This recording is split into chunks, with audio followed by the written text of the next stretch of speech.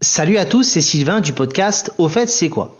Alors, cette semaine, pour en avoir parlé un petit peu avec Thierry, j'avais entendu parler, et lui aussi, que c'est les 40 ans des Restos du Cœur. Et hier soir, il y avait une émission, le Grand Concours sur TF1, qui mettait beaucoup de personnalités en compétition dans un cadre de quiz et de culture générale.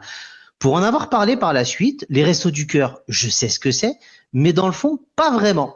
Donc je me suis dit, pourquoi ça ne ferait pas un bon épisode? Mais au fait, Thierry, c'est quoi les Restos du Cœur?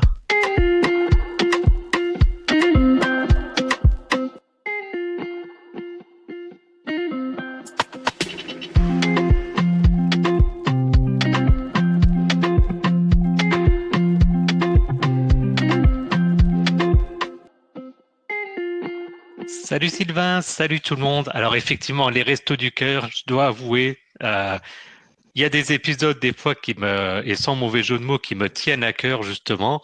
Et ça fait partie des grosses associations que je suis depuis très longtemps. Mais on va y revenir.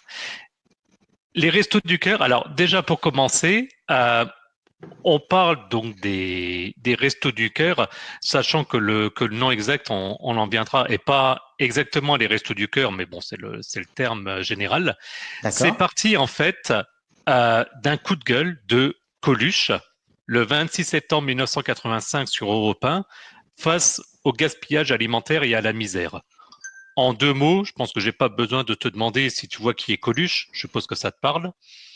Oui, alors Coluche, ça parle en tout cas à moi-même et je pense à tout le monde. Je savais que Coluche était vraiment à la base de la création des Restos du Cœur, mais tu vois, je savais pas par exemple que c'était l'appel pur et dur fait à cette date-là. Ça, je l'apprends. C'est donc Coluche toujours avec son style inimitable, hein, avec son t-shirt jaune, sa salopette bleue et blanche. Ça c'est pour les plus jeunes, allez voir sur internet si ça vous parle pas. En fait, et dit comme ça, mais on est donc en 85 aujourd'hui, ça paraît fou de dire ça, mais il était simplement choqué de voir qu'il y avait des stocks de nourriture qui étaient détruits en Europe, donc liés par exemple au surplus agricole, alors qu'il y avait des gens en France qui souffrent de la faim. Et donc son concept était simple, bah, c'était de créer une cantine gratuite pour les plus démunis en s'appuyant sur le don et les invendus. D'accord. J'ai fait une petite recherche, j'ai retrouvé le lien sur le site européen de sa déclaration. Donc vous les aurez dans les notes de l'épisode. Juste pour donner un peu de contexte, il faisait une émission en fait tous les jours où il racontait des blagues, etc. Hein, parce que Coluche, Oui. à l'origine, c'est un humoriste. Un Euh, des plus grands. Un des plus grands. En tout cas, il y a des sketchs cultes de Coluche. On aime ou on n'aime pas ça. Après, c'est une question de goût. Absolument. Mais il a marqué une époque. Il a marqué une époque, clairement. Et juste pour vous donner une idée, j'ai résumé un petit peu son discours. Son Coluche était simple, c'était de dire, voilà, j'ai une petite idée comme ça, si des fois il y a des marques qui m'entendent, je ferai un petit peu de pub éventuellement tous les jours. Et s'il y a des gens qui sont intéressés pour sponsoriser une cantine gratuite, qu'on pourrait commencer par faire, genre à Paris par exemple, puisqu'on est du coup à Paris, et ben on étalerait après dans les grandes villes de France. Et en fait, donc il a démarré un peu son discours comme ça. C'est Ok. assez intéressant à écouter, où c'était vraiment un espèce de cri du cœur, Hmm. et qui était vraiment de dire non mais en gros c'est pas possible ce qui est en train de se passer. Allez, faisons quelque chose au lieu de jeter de noms. Le message il était là. Et ce qui est intéressant, c'est que du coup cette idée, bah, elle a rencontré immédiatement un écho immense. Et les premiers restaurants du cœur ont ouvert leurs portes en fait en décembre 85, donc 2, 3 mois après, hein, pour l'hiver, avec l'aide de milliers de bénévoles. Et j'appuie sur le terme de bénévoles. Vous allez voir que tout est basé sur le bénévolat. Et donc conçu au départ comme une opération temporaire pour l'hiver, l'association, bah, elle est rapidement devenue une organisation pérenne en raison évidemment de l'ampleur des besoins sociaux. C'est ça. Moi, j'ai toujours entendu la fameuse phrase qui dit que les Restos du Cœur, la meilleure des nouvelles sera quand ils ne seront plus là, dans l'absolu, et qu'il n'y en aura plus besoin, en tout cas, et que tout le monde pourra manger à sa faim. Mais c'est intéressant de voir en termes de temporalité. T'imagines qu'il lance son cri du cœur fin septembre et qu'en décembre, ça se met en place. Alors, les premiers, c'était ce qu'on appelle les restaurants du cœur, si je ne m'abuse, plus C'est que les ça. restos. C'est fou d'avoir mobilisé autant de personnes. Il y a des gens comme ça qui marquent des époques, comme Coluche, hein, comme Daniel Balavoine, tu sais, des gens pour qui initialement le domaine n'est pas forcément de la politique, du social ou autre, mais qui se servent aussi de leur notoriété et de la voix qu'ils ont pour pouvoir faire avancer les choses. Je trouve ça toujours fascinant. Absolument. Et du coup, je voulais juste, alors je sais, les gens n'aiment pas trop les chiffres et les dates. Là, je voulais juste en citer 3, 4 rapidement, juste pour se donner une idée de l'ampleur. Ok, Donc, allez. le premier centre, du coup, il ouvre ses portes, j'ai vérifié exactement le 21 décembre 1985, donc en gros 3 mois après son discours. Et à nouveau, pour ceux qui étaient pas nés à l'époque, euh, Coluche est décédé le 19 juin 86. Donc, autrement Il dit, 6 mois l'a, après. il l'a peu connu, hein, au final. C'est-à-dire qu'il a eu vraiment l'idée peu de temps avant sa mort et ça perdure après lui. Ok. Exactement. Et c'est ça qui, je trouve, est le plus impressionnant. Alors, son épouse, par exemple, a joué un rôle important là-dedans, mais on va pas rentrer dans tous les détails. Et 3 chiffres rapidement pour se donner une idée. 2008, donc la saison, on va dire 2008-2009, l'hiver 2008-2009, il y a eu le franchissement du cap des 100 millions de repas distribués annuellement. Donc, preuve évidemment que l'aide d'urgence est devenue une nécessité pérenne et Ouais, absolue. ouais. 2016-2017, on arrive, alors malheureusement, hein, il n'y a pas de quoi se réjouir de ces chiffres, à 130 millions de repas distribués et à l'aide de 72 000 bénévoles. Et pour les derniers chiffres officiels, donc 2023-2024, on parle de 163 millions de repas distribués, plus de 1,3 million de personnes accueillies, 75 000 bénévoles réguliers. Donc l'aide, elle a été multipliée par près de 20 depuis la création. Et l'association, elle assure environ 35% de l'aide alimentaire en France. C'est énorme, c'est énorme. Et tu vois, ces chiffres, je trouve ça aussi beau de se dire qu'on Oui, arrive avec 163 millions de repas, 1,3 million de personnes, 75 000 bénévoles. Enfin, c'est faramineux. Et en même temps, je me dis, ça veut dire qu'on a autant de personnes qui sont dans la nécessité et dans le besoin. Et donc, tu vois, c'est un rapport un peu ambigu à ces chiffres, de dire c'est beau et en même temps, ça fait mal au cœur qu'on ait besoin d'avoir autant de distribution. Ça, voilà, c'était juste le bah, petit aparté. absolument. La situation fait évidemment mal au cœur et le mot est faible, mais c'est beau de voir qu'il y a encore de la solidarité grâce justement à des associations, typiquement les Restos du Cœur. J'ai oublié de préciser une chose, on a oublié de préciser une chose, on n'est évidemment pas sponsorisé. Hein. Attention, hein, qu'on Non, soit bien clair là-dessus. Hein. non, non, pas du tout. Et je tiens à le préciser, c'est aussi un coup du cœur et c'est de mettre aussi en valeur cet aspect-là.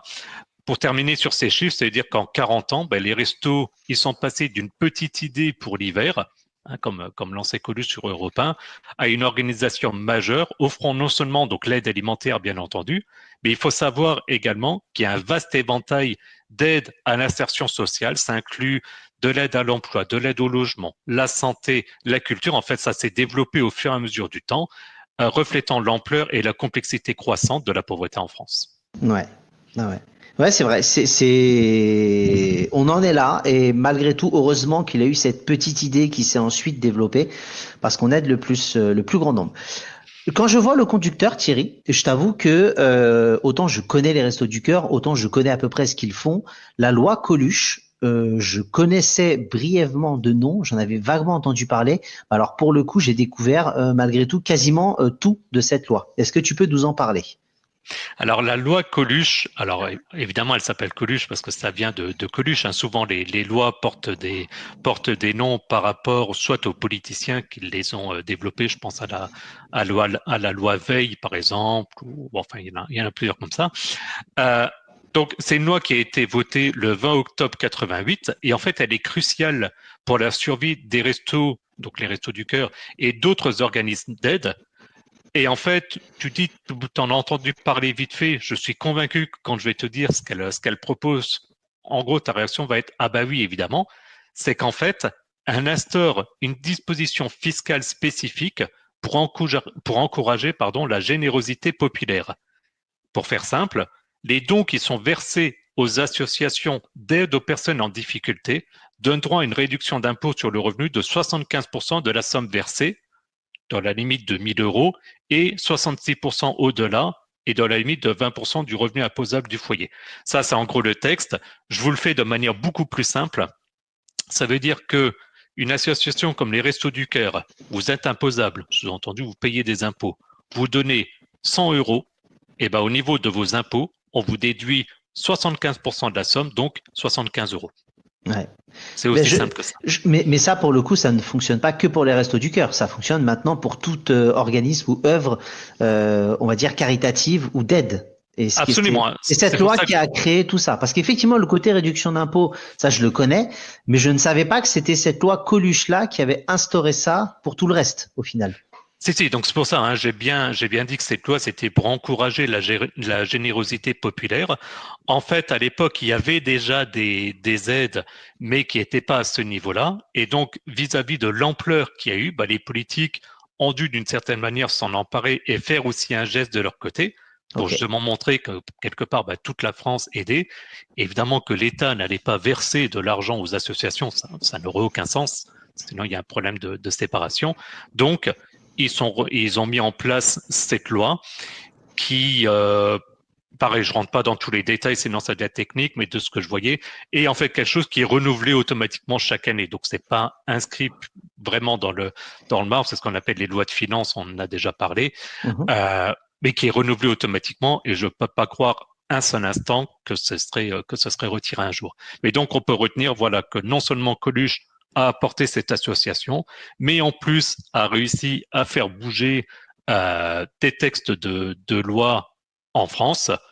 Je rappelle à nouveau pour les plus anciens qu'il avait tenté de se présenter aussi aux élections de 1981. Ouais, ça avait fait. Il faisait peur aux politiques, honnêtement, de par son aura, sa popularité. Mais bon, ça c'est un autre débat. Absolument. Pour cet épisode, Thierry, on n'aura pas spécifiquement pour nos auditeurs d'anecdotes pures et dures. Par contre, ce qui serait intéressant, c'est de voir au niveau des sources de revenus, parce que là, on parle de budget, mais il faut quand même mettre ça en place. Comment ça fonctionne? Alors, les sources de revenus, c'est évidemment principalement lié aux dons, parce que à nouveau, c'est une association caritative. Et quand on parle des Restos du Cœur, forcément, on pense aux enfoirés. Attention, je précise tout de suite, on ne va pas rentrer aujourd'hui dans le détail des enfoirés. Ça fera office d'un prochain épisode, sinon cet épisode va être beaucoup trop long. Mais très rapidement, les enfoirés, c'est pas une association distincte, c'est en fait une manifestation caritative au profit des Restos du Cœur. Donc c'est les fameux concerts, que la majorité des gens connaissent aussi. Et il y a 3 points principalement de sources de revenus, on va dire directs ou indirects. Le point de vue indirect, c'est que c'est du bénévolat total.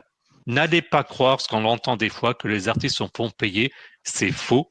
Les artistes, les techniciens et l'équipe de production du spectacle, ils sont bénévoles et ils cèdent gracieusement leurs droits d'auteur et leurs droits à l'image vis-à-vis des Restos du Cœur. Ok, on coupe court à toute rumeur. Concrètement, ça n'est pas possible. C'est vrai qu'on en a souvent entendu parler.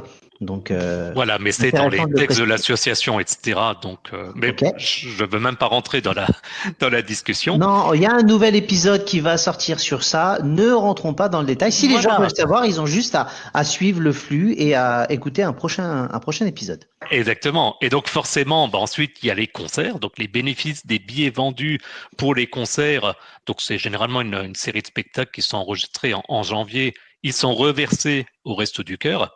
Parce que forcément, c'est pas eux qui gèrent la vente, c'est comme n'importe quel artiste, c'est vendu entre guillemets localement ou bien avec des plateformes centrales, Ticketmaster, etc. Mais donc tous les bénéfices sont reversés au Restos du Cœur.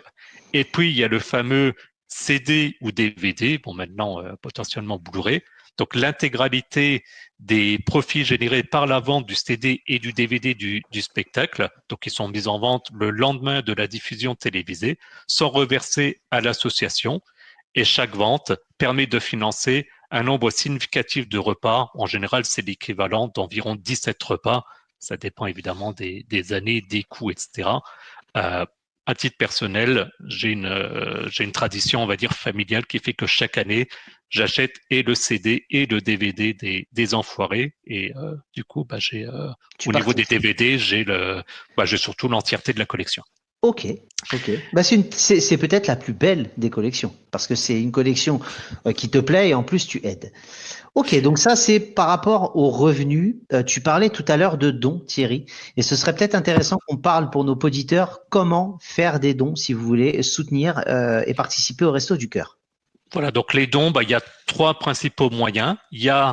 On en a parlé rapidement dans les magasins, souvent comme d'ailleurs d'autres associations, vous avez dans les supermarchés des stands où vous pouvez déposer de l'alimentaire, donc que ce soit des pâtes, du riz, des gâteaux, enfin peu importe. D'ailleurs, depuis quelque temps, ils ont même plus tendance à demander des couches ou des habits, hein. Comme on disait, ça a été plus loin que la nourriture.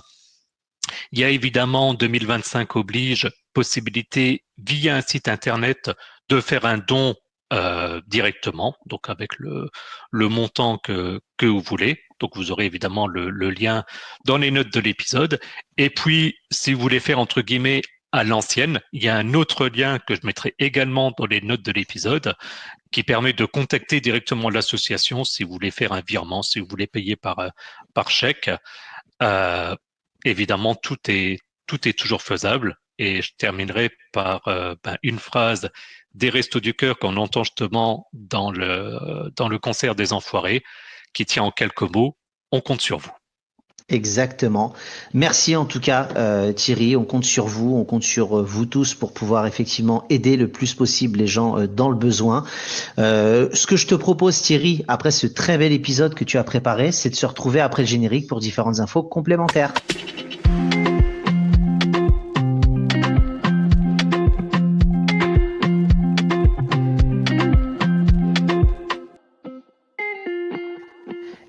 C'est Sylvain du podcast. Au fait, c'est quoi? Une fois n'est pas coutume, je vais vous parler de X, anciennement Twitter. Et là, suspense, géré de main de maître par Thierry. Thierry qui gère ça. Je vous invite à suivre notre compte. Vous allez voir, c'est assez intéressant. Et Thierry passe beaucoup de temps dessus, donc il faut quand même l'aider dans cette tâche titanesque. Thierry, je te laisse présenter la suite de nos réseaux. Merci Sylvain. Il semblerait qu'on nous suive un petit peu parce que ça fait 2 semaines que je me permets en fait, donc vous savez que nos épisodes sont diffusés le mercredi à 18h et du coup j'essaye chaque week-end de relancer un épisode et c'est cool parce que je vois que ça génère des écoutes, donc tout simplement merci pour ça. De manière générale et comme d'habitude, le plus simple si vous voulez en savoir plus nous concernant, vous allez sur notre site www.aufaites-c'est-quoi.fr et puis vous allez retrouver les liens de notre podcast en fonction de votre application préférée, le lien vers notre chaîne YouTube, donc, comme on disait, notre compte X, anciennement Twitter, et notre page Facebook. Et puis, vous pouvez également consulter les notes de l'épisode pour obtenir les liens vers notre serveur Discord pour discuter entre vous et avec nous.